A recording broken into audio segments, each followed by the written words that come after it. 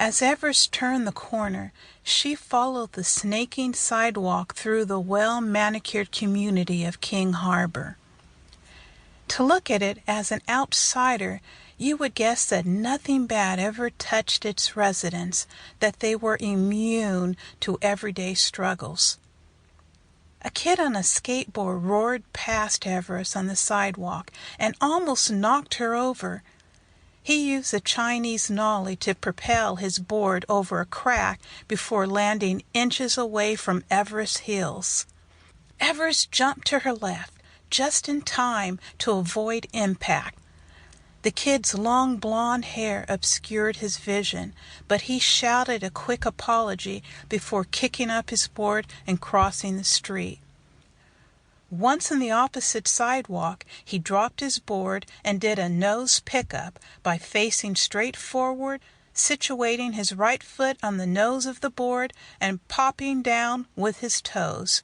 The tail of the board shot up into his hand, and he carried the board inside his home by slipping his fingers over the board's trucks. It wasn't the home that caught Everest's attention, but the construction site next door. The house looked like it may have originally been a small cottage, but was now being converted into a 2-story behemoth with a footprint that only allowed for a 5-foot space between the homes on either side of it. It was the afternoon, yet no construction workers were around.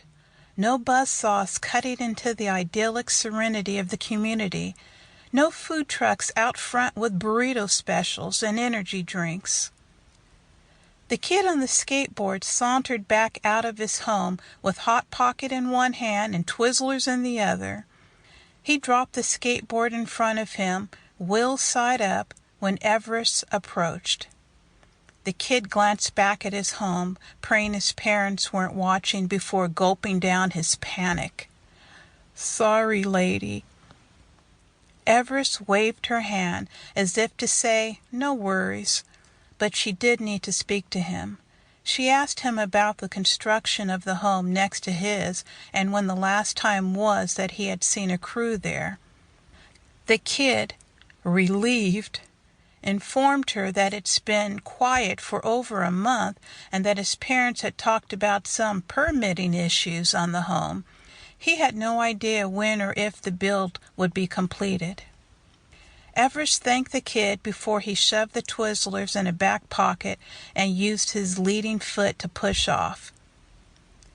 Everest pivoted towards the home under construction as the sound of skateboard wheels on pavement faded.